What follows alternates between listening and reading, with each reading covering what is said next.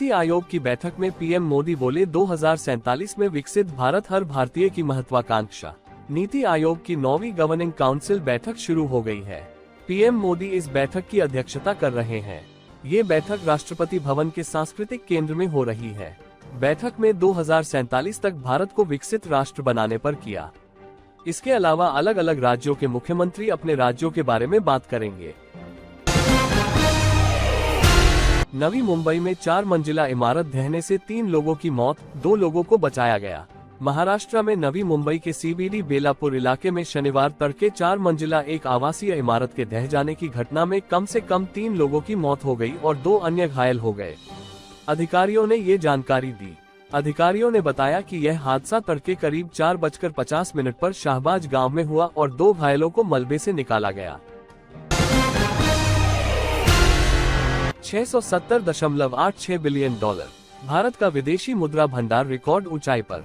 भारत के विदेशी मुद्रा भंडार ने हाल ही में हुई बढ़त के बाद एक और रिकॉर्ड ऊंचाई को छू लिया है। 19 जुलाई को समाप्त सप्ताह में विदेशी मुद्रा भंडार 4.19 बिलियन अमेरिकी डॉलर बढ़कर 670.857 बिलियन अमेरिकी डॉलर हो गया। ये जानकारी शुक्रवार को भारतीय रिजर्व बैंक (RBI) के आधिकारिक आंकड़ों से मिली।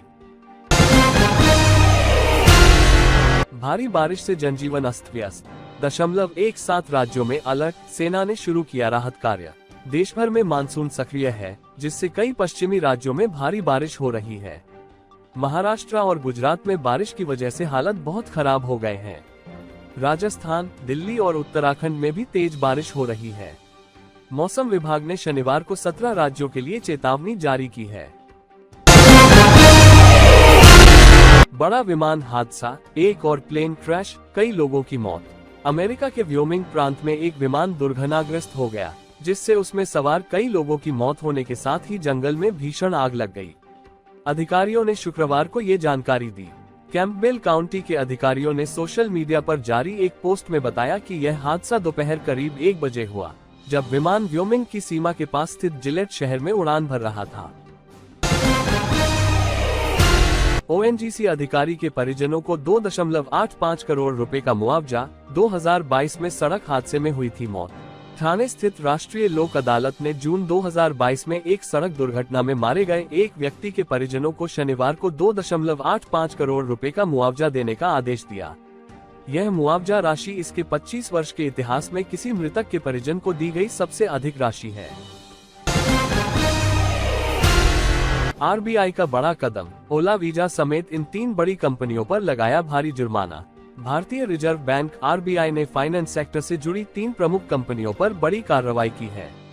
RBI ने ओला फाइनेंशियल सर्विसेज, मनप्पुरम फाइनेंस और वीजा वर्ल्डवाइड पर जुर्माना लगाया है। इन कंपनियों पर यह कार्रवाई विभिन्न नियमों और प्रावधानों के उल्लंघन के कारण की गई है। गोल्ड में आई सबसे बड़ी गिरावट से लोगों को हुआ नुकसान, डूब गए 11 लाख करोड़। बजट में वित्त मंत्री निर्मला सीतारमण के गोल्ड पर कस्टम ड्यूटी घटाने के ऐलान के साथ ही सोने की कीमतों में 5% से अधिक की गिरावट आई। इससे देश के आम लोगों की बचत की वैल्यू में करीब 11 लाख करोड़ रुपए की गिरावट आई है।